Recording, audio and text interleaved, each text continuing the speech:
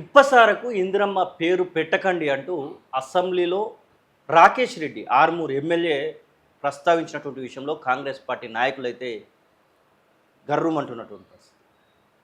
శ్రీధర్ బాబు అక్కడే క్షమాపణ చెప్పాల్సిందే అంటూ చెప్పినటువంటి సందర్భాన్ని చూసాం. ఇక బయట ఉన్నటువంటి కాంగ్రెస్ పార్టీ నాయకులు కూడా అదే విషయాన్ని చెప్తా ఉన్నారు. మనతో పాటుగా మాట్లాడడానికి fisheries chairman Congress party senior నాయకులు మెట్టు సాయి కుమార్ నాయక్ సార్, నమస్తే. నమస్తే సినిమా. రాకేష్ రెడ్డి మాట్లాడినటువంటి మాటలు చూసి ఉంటారు. ఇప్పసారకు ఇందిరాగాంధీ పేరు ఎట్టి పరిస్థితుల్లో పెట్టకండి అంటూ ఇప్పసారను ఇందిరాగాంధీని కలుపుతూ మాట్లాడినటువంటి మాటలు చూస్తుంటారు. ఎట్లా చూస్తారు ఆ మాటలు? రాకేష్ రెడ్డి అంటే అసమర్థ సంబంధించిన నాయకుడు, ఒక అజ్ఞాన నాయకుడు. అంటే హైదరాబాద్ డైలాగ్ ఉంది, అవులా అంటారు, అవులే అంటారు, ఫాల్తూ అని అంటారు. ఇవన్నీ వర్తించే పేరు ఎవరికి ఉందంటే రాకేష్ రెడ్డికి. రాకేష్ రెడ్డి అనుమానాస్పదంగా ఆయన ఎమ్మెల్యే. నేను చెప్తాను అన్నమాట, ఆరుమూరులో కూడా రాకేష్ రెడ్డిని ఇంకా గుర్తుపట్టరంటే నమ్ముతారా? ఎమ్మెల్యే కదా, ఎమ్మెల్యే గాలికి గెలిచిన గత్తరనా కొడుకోవాడు. గాలికి గెలిచింది అంతే, వాళ్ళ గాలికి అక్కడిక్కడ గెలిచడం జరిగింది. అట్లా గెలిచి అంటారు కదా, ఆ విషయం చెప్తున్నా మీకు. రాకేష్ రెడ్డి లాంటి ఫాల్తుగాన్లు దాదాపుగా బీజేపీలో ఎక్కువ ఉంటారు. ఓకే, ఆ 8 మందిలో దాదాపు 80% అంతా అట్లుంటారు. అంటే తను మాట్లాడుతున్నటువంటి మాటలలో ప్రాసలో అట్లా మాట్లాడినట్టు కొట్టింది. అంటే ఒక పేరును ప్రస్తావిస్తూ దీన్ని కలుపుతూ మాట్లాడినటువంటి మాట. ఇంకా క్షమార్పణ మాత్రం చెప్పలేదు. ఇంకా తనకి ఆ పార్టీకి సంబంధించినటువంటి నాయకులు కూడా మద్దతు పలుకుతున్నట్టుగా అక్కడ కనబడతా ఉంది. దీని ఎట్లా చూడొచ్చు? మేము తలుచుకుంటే ఆరుమూరులో తిరగలేము ఎవరిని, రాకేష్ రెడ్డిని. ఓకే, మేము ఇప్పుడు ఇట్లా చిటికేస్తే ఆరుమూరులో అధికారంలో ఉన్నారని ఆ మాట మాట్లాడుతున్నారా? ఏమంటున్నా, ఇంకేమంటారు, అధికారంలో కూడా నిన్న రాత్రే పనిచేస్తుండే అనుకుంటే. మీరు ఎవడో పిచ్చోడు మాట్లాడితే దానికి కూడా ఎందుకని ఊరుకుంటున్నాము. ఈసారి కూడా ఒంకరి తింకర మాట్లాడితే ఆరుమూరు బస్తీల్లో, ఆరుమూరు గ్రామాల్లో బట్టలు పిలుపునిస్తాం. ఓకే, రాకేష్ రెడ్డి ఖబర్దార్ అని చెప్తున్నాం. నోరు అదుపులో పొదుపులో పెట్టి మాట్లాడుకో. మా నాయకుడి గారి గురించి మాట్లాడే ముందు మీ నాయకుడు అనుకుంటారు కదా, వాజ్పేయి గారిని పార్లమెంట్ సాక్షిగా మాట్లాడాడు. ఇందిరాగాంధీ అంటే దుర్గాదేవి, దుర్గాదేవి రూపంలో ఉన్నటువంటి శక్తి, iron lady, iron lady from India కాదు, ఐరన్ లేడీ ఫ్రమ్ వరల్డ్ అన్నారు. ఆ విషయాన్ని ఒక్క మహిళ. అలాంటి విషయాన్ని మర్చిపోకు. కాల్సే ఈడు పంపుతా చూడు, పోయి పార్లమెంట్ సాక్షిగా మాట్లాడండి. చిల్లరగా మాట్లాడతాం, ఒంకరి దగ్గర మాట్లాడతాం, ఇట్లనే మాట్లాడతాం అంటే మేము నీకన్నా ఎక్కువ మాట్లాడతాం, నీకన్నా ఎక్కువ మాట్లాడతాం. నువ్వు తట్టుకోలేవు ఆ విషయాన్ని. కాబట్టి నీకు నీ ఆరుమూరులోనే,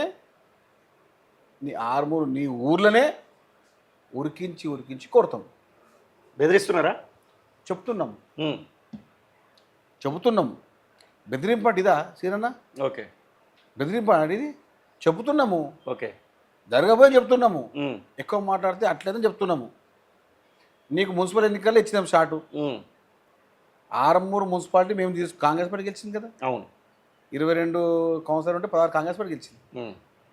ఇంకా ఎక్కువ మాట్లాడి ఇంకా ఎక్కువ చేస్తే నేను చెప్తాను కదా ముందే, మీకు బెదిరింపు అనే విషయాన్ని మీరు అనొచ్చు. మేము భవిష్యత్తులో ఇటు జరుగుతుంది, ఆరుమూరులో తిరగనియము, హైదరాబాద్లో కాలు పెట్టని అంటున్నాం మేము. ఓకే, ఎవరిని తెచ్చుకున్నా, ఎవరిని తీసుకొచ్చినా కూడా మాది మాకుంటుంది, మీది మీకుంటుంది కదా, చూసుకుందాం. జీవన్ రెడ్డి మాజీ మంత్రి, మీ పార్టీ సీనియర్ నాయకులు, వృద్ధులు అనుకోవచ్చు, దాదాపు 44 సంవత్సరాలు 43 సంవత్సరాల అనుబంధం ఉన్నటువంటి వ్యక్తి నిన్న రాజీనామా చేస్తూ చాలా విషయాలు ప్రస్తావించారు. నన్ను తొక్కేశారు కాంగ్రెస్ పార్టీలో అని చెప్పింది. మీరు దాదాపుగా 15-16 ఏళ్ళ నుంచి జీవన్ రెడ్డిని చూస్తుండొచ్చు. ఎట్లా అని చెప్తారా? జీవన్ రెడ్డిని తొక్కేశారా కాంగ్రెస్ పార్టీ నాయకులు? సినన్న, మీకు ఒక మాట చెప్తున్నాను. 1985లో కాంగ్రెస్ పార్టీ అభ్యర్థిగా అప్పుడు పోటీ చేయడం జరిగింది జీవన్ రెడ్డి గారు. ఓకే, 85, 89, 94, 99, 2004, 2009, 2014, 2018, 2023 ఓకే, 10 సార్లు కాంగ్రెస్ పార్టీ శాసనసభ అభ్యర్థిగా, 2007, 2008లో పార్లమెంట్ కరీంనగర్ అభ్యర్థిగా, కేసీఆర్ పైన పోటీ చేశారు. 2024లో నిజామాబాద్ పార్లమెంట్ అభ్యర్థిగా, 2019లో మన మండలి ఎమ్మెల్సీ అభ్యర్థిగా. అంటే 14 సార్లు కాంగ్రెస్ పార్టీ ఎవరికైనా గౌరవం అవకాశం ఇచ్చిందంటే జీవన్ రెడ్డి గారికి. దీంతో ఒక్కడే ఏంటంటారండి? తొక్కడం అనుకుంటే 2023 ఎన్నికల్లో మీకు ఎమ్మెల్సీ అని చెప్పి మీకు ఎమ్మెల్యే ఇవ్వకపోవడం తొక్కడము. అవును. 2024లో పార్లమెంట్ సభ్యుడిగా మీకు పార్లమెంట్ అభ్యర్థిగా ఎమ్మెల్సీ ఉన్నందుకు ఇవ్వకపోవడం తొక్కడము. ఆ 2 అవకాశాలు మీకే ఇచ్చినాము. ఎవరు కూడా ఇంతవరకు కాంగ్రెస్ పార్టీ అభ్యర్థిగా జగిత్యాలలో పోటీ చేయలేదు. జగిత్యాల వ్యవస్థను దూరం పెట్టినారు. ఉమ్, మీరు చెప్పిన ప్రతి మాట, మీరు ఇవ్వాల్సిన ప్రతి మాట మీకు చెప్తున్న ఒకటే శ్రీనివాస్ గారు, 140 సంవత్సరాల కాంగ్రెస్ పార్టీ చరిత్రలో ఉమ్మడి ఆంధ్రప్రదేశ్లో కానీ ఇప్పుడున్న తెలంగాణలో కానీ మీకు దక్కిన అవకాశాలు, మీకు దక్కిన గౌరవము ఇంకెవ్వరికి దక్కలేదు అనే విషయాన్ని నిజమా కాదా అని చెప్పి మీ మనసులో చెప్పండి. ఉమ్. రేవంత్ రెడ్డిని కూడా అంటా ఉన్నాడు. రేవంత్ రెడ్డి నన్ను మోసం చేశాడు, చిన్నారెడ్డి లాంటి వాళ్ళను కొంతమందిని పక్కన పెడతా ఉన్నాడు, పాత కాంగ్రెస్ వాళ్ళని ఇబ్బంది పెడతా ఉన్నాడు మాట్లాడుతూ ఉన్నాడు కదా. చిన్నారెడ్డి గారికి ఎమ్మెల్యే టికెట్ రాకపోవడం వల్ల మళ్ళీ planning commission vice chairman Yes, yes. Board Chairman ఎవరో ప్లానింగ్ ఇచ్చారు. చైర్మన్ ముఖ్యమంత్రి గారు, వైస్ చైర్మన్ చిన్నారెడ్డి గారు. అవును. అది గౌరవం కదండి. ఉమ్, మీరు ఎమ్మెల్యే ఓడిపోయిన 2023లో ఎమ్మెల్యే ఓడిపోయిన వారికి 2024లో పార్లమెంట్ టికెట్ ఇవ్వము ఉమ్, అని అధిష్టానం నిర్ణయించిన తర్వాత కూడా అధిష్టానం ఏమైనా మెప్పించింది అప్పటి పిసిసి అధ్యక్షుడు ప్రస్తుత ముఖ్యమంత్రి గారే కదండి. ఉమ్, ఒప్పించి మెప్పించి మీకు పార్లమెంట్ అభ్యర్థిగా, మీకు శాసనసభ అభ్యర్థిగా కాంగ్రెస్ పార్టీ ఇచ్చిన గౌరవం అప్పుడు తొక్కడం అనిపిస్తుంటే అప్పుడు టికెట్ మీకు ఇది కూడా తొక్కుతుండే కదా. అవును. ఈ విషయాన్ని మీరు మర్చిపోతే మీరు ఎట్లా? ఉమ్. ఇంకా నేను చాలా చూపెడతా, నేను చాలా వరకు నా యొక్క ఇంకా కొనసాగింపు ఉంది, నన్ను చాలా ద్రోహం చేశారు కాంగ్రెస్ పార్టీ వాళ్ళు అనేటువంటి మాటని చెప్తా ఉన్నాడు. మీకు దక్కిన గౌరవము ఎవ్వరికి దక్కలేదని చెప్తున్నా నేను కూడా. ఉమ్, కాంగ్రెస్ పార్టీ అవకాశాలు మీకు మెండుగా ఇచ్చింది, కాంగ్రెస్ పార్టీ నాయకత్వం మీకు దగ్గరగా చూసింది, ఉమ్, ఎక్కడ కూడా మీకు ఇబ్బంది కలగకుండా మీ ఇంటికే బీఫామ్ ఇచ్చింది, ఉమ్, ఎప్పుడు కూడా మీకు గౌరవం తగ్గించి చెప్పండి. ప్రత్యక్షంగా పరోక్షంగా జగిత్యాలలో మీకు నడిచిన ప్రకారంగా ముందుకెళ్ళింది కదండి. ఉమ్. దాన్ని నిజమా కాదా అది చెప్పండి. అంటే మీరు చెప్తున్నటువంటి మాటల ప్రకారం నిజమే, కానీ తనేం చెప్తా ఉన్నాడు, ఇంకా నాకు ఎంపీ అవకాశం ఉండేది, ఇప్పుడు వేం నరేందర్ రెడ్డికి ఎట్లా ఇచ్చాడు అంటూ కూడా మాట్లాడుతున్నాడు. నేను ఏమంటున్నా అంటే మీరు గతంలో 2023లో ఎమ్మెల్యే పోటీ చేయకుంటే అవకాశం ఉండేది, ఓకే. 2024 పార్లమెంట్ సభ్యునిగా అవకాశం ఉండేది పోటీ చేయకుంటే. మీకు అవకాశాలు తీసుకొని అన్ని అవకాశాలు మనకని ఎటు చెప్పండి. చాలామంది పార్టీ పనిచేస్తారు.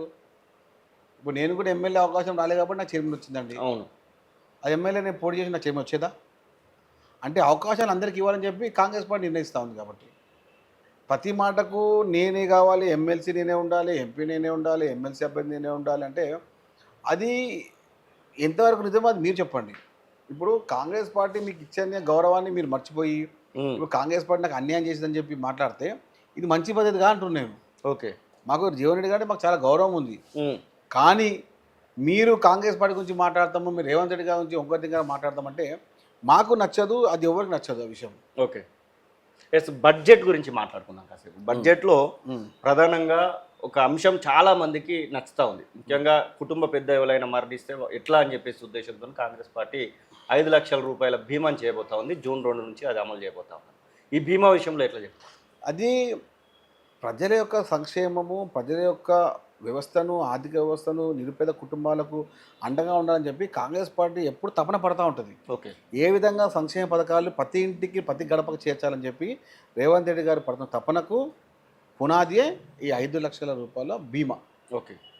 చనిపోయిన వారికి ఇంటి పెద్ద చనిపోతే ఆ దుఃఖం ఏముంటుంది, ఆ భారం ఏముంటుందో నిరుపేద కుటుంబాలకు స్పష్టంగా తెలుసు. ఎందుకంటే ఒక రైతు కుటుంబ వాసిగా రేవంత్ రెడ్డి గారికి ఆ విషయం తెలుసు కాబట్టి ఆ కుటుంబానికి ఏదో ఒకటి చేయాలి, ఇంటి పెద్దకు ఉంటే నేను పెద్ద కొడుకుగా ఇంటికి ఉండాలని చెప్పి ఉద్దేశంతో దేశంలో ఎక్కడ లేని పథకం తెలంగాణ రాష్ట్రంలో ఉంది. నిదర్శనము ఉదాహరణగా మీరు సన్నబియ్యం కావచ్చు, 10 లక్షల ఆరోగ్యశ్రీ కావచ్చు, అదేవిధంగా ప్రతి ఇంటికి 500 సిలిండర్ కావచ్చు, 200 యూనిట్ల కరెంటు కావచ్చు, ఫ్రీ బస్సు కావచ్చు. ఇవన్నీ ప్రజలకు వారి కుటుంబానికి వారి ఆర్థిక వ్యవస్థని కాపాడే విధంగా ముందుకెళ్ళడమే కదా.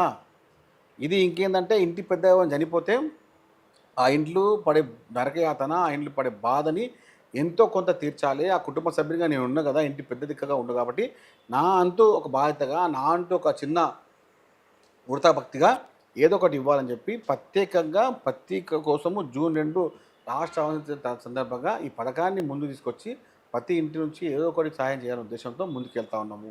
ఇది నా భూతో నా భవిష్యత్తు అంటే కనీ విని ఎరగని ఈ రీతిలో ముందుకెళ్ళాలి. ఎందుకంటే ప్రతి కుటుంబం చాలా అవస్థలో ఉంది. ఈ ఇచ్చే 5 లక్షల రూపాయలు ఆ కుటుంబానికి ఎక్కడో ఒక దగ్గర ఆసరా ఉంటుంది, ఎక్కడో ఒక బాధ్యతగా ఉంటుంది, ఎక్కడో ఒక దగ్గర ఆ యొక్క వారి యొక్క వారి యొక్క నిర్మాణానికి సహాయపడుతున్న ఉద్దేశంతో ఎక్కడ లేని విధంగా ఈ తెలంగాణ రాష్ట్రంలో మన ప్రజాప్రభుత్వంలో రేవంత్ రెడ్డి గారి నాయకత్వంలో మంత్రివర్గ శాసన నాయకత్వంలో కాంగ్రెస్ పార్టీ కుటుంబ సభ్యునిగా కాంగ్రెస్ పార్టీ యొక్క అన్ని వర్గాలకు అనుకునే విధంగా ఈ యొక్క పథకాన్ని తీసుకొచ్చినందుకు రేవంత్ రెడ్డి గారికి అన్ని వర్గాలు అన్ని యొక్క వర్గాల యొక్క నాయకులు అన్ని వర్గాల యొక్క ప్రజలు కూడా స్పష్టంగా ఆయనకు మద్దతు ఇవ్వడం జరుగుతుంది. జూన్ 2 తర్వాత ఈ పథకాన్ని ప్రజల్లోకి తీసుకెళ్ళి ఎవరెవరైతే ఇంటి వరకు ఇబ్బంది ఉంటుందో వారికి 45 రోజుల లోపడే వచ్చే విధంగా పూర్తి సిద్ధంగా పూర్తి ప్రణాళికబద్ధంగా ముందుకెళ్తాం. ఎస్, ఈ బడ్జెట్లో ఫిషరీస్ కార్పొరేషన్కి ఫిషరీస్ డెవలప్మెంట్ కోసము మత్స్యకార సంఘాల కోసం ఏమైనా బడ్జెట్ ఉందా అంటే మీరు చూసినట్టున్నారు, ఏదైనా కేటాయించడం జరిగిందా దీనికి? అంటే ప్రత్యక్షంగా మా ఉద్దేశం ఏంటంటే ఎలక్ట్రానిక్ వెహికల్ ఈవీ వెహికల్స్ని మత్స్యకార మహిళా కుటుంబాలకు ఇవ్వాలి. ఓకే, అదేవిధంగా ట్రైనింగ్ క్యాంప్స్ నిన్ననే ప్రారంభించుకున్నాం. ట్రైనింగ్ క్యాంప్స్ మత్స్యకారులకు ట్రైనింగ్ క్యాంప్ వేయడం వల్ల తద్వారా ప్రభుత్వ పథకాలు ఏ విధంగా పొందాలని చెప్పి పూర్తి అవగాహన సదస్సును ఏర్పాటు చేసుకున్నాం. ఇది నేను ప్రారంభమైంది జూన్ 2 వరకు కొనసాగుతూ ఉంటుంది. ఓకే, ప్రత్యక్షంగా పరోక్షంగా ఎక్కడెక్కడైతే రాష్ట్రంలో ఉన్నటువంటి 6 లక్షల మత్స్యకార సభ్యులకు 6,000 పైచీలకు సహకార సంఘాలకు అదేవిధంగా 25,000 చెరువులు ఉన్నాయి, 101 రిజర్వాయర్లు ఉన్నాయి, 6 లక్షల పైచీలకు సభ్యత్వ మత్స్యకార కుటుంబాలకు ఏదో కోణాన ఇబ్బంది పెట్టకుండా వారికి సంపూర్ణంగా సభ్యత్వం ఇచ్చే విధంగా ముందుకెళ్ళి ఏ విధమైన ఇబ్బంది కలగకుండా పూర్తి ప్రణాళికబద్ధంగా తీసుకెళ్ళి ప్రతి మత్స్యకార కుటుంబాలకు నిరుపేద మహిళా మత్స్యకార కుటుంబాలకు నేరుగా ఏదైనా ఒకటి చేయాలనే ఉద్దేశంతో కాంగ్రెస్ పార్టీ ప్రభుత్వం ముఖ్యమంత్రి రేవంత్ రెడ్డి గారు ప్రణాళికబద్ధంగా వ్యూహబద్ధంగా ముందుకెళ్తున్నాం. మత్స్యకార కుటుంబాలకు వచ్చే జూన్ 2 తర్వాత ఎలక్ట్రానిక్ ఈవీ వెహికల్లు ఇచ్చి 60% సభ్యులతో ముందుకెళ్ళి ఏ విధంగా అయితే ఇంకా భవిష్యత్తులో ప్రణాళిక సిద్ధం చేసుకొని ముందుకెళ్తూ ఉంటుంది. ఎన్ని వెహికల్స్ అని పెట్టుకున్నారు? అంటే జిల్లాకి అంటే ఇప్పటి వరకు జిల్లాకి దాదాపు 40 నుంచి 50 అనుకుంటున్నాము. అదేవిధంగా నగరాలకు ఒక 10 నుంచి 15. ఓకే, అట్లా ముందుకు వెళ్ళేసి ఇంకా భవిష్యత్తు దృష్టిలో ఉంచుకొని ఇంకా మంచి కంపెనీ అంటే హీరో హోండా కంపెనీ అలాంటి కంపెనీలు ఇస్తున్నాం. ఏదో మామూలు కంపెనీ హీరో హోండా కంపెనీ ఇచ్చేసి మంచిగా అది అంటే ఇప్పుడు దాదాపు ఒక వెహికల్ యూజ్ అయ్యే విధంగా 15-20 ఏళ్ళు మంచిగా గతంలో వచ్చిన దానికన్నా ఏదో అడపదప ఏడాది చేసుకొని వెళ్ళిపోకుండా హీరో హోండా కంపెనీ తీసుకెళ్ళి వారికి మనం ఇచ్చే విధానం ముందుకు తీసుకెళ్తాము. ఓకే, థ్యాంక్ యూ మెట్టు సాయి కుమార్. ఇది మెట్టు సాయి కుమార్ చెప్తున్నట్టు మాటలు. మొత్తం మీద జీవన్ రెడ్డి అలాగే రాకేష్ రెడ్డికి గట్టైనటువంటి కౌంటర్ ఇస్తున్నాయి. ఇక మత్స్యకారులకు ఏం చేయబోతున్నాము జూన్ 2 తర్వాత అనేటువంటి విషయాన్ని కూడా వారు చెప్తున్న పరిస్థితి. అసలైన తొలి వెలుగు. ఫాలో వాట్సాప్ @తొలి వెలుగు official.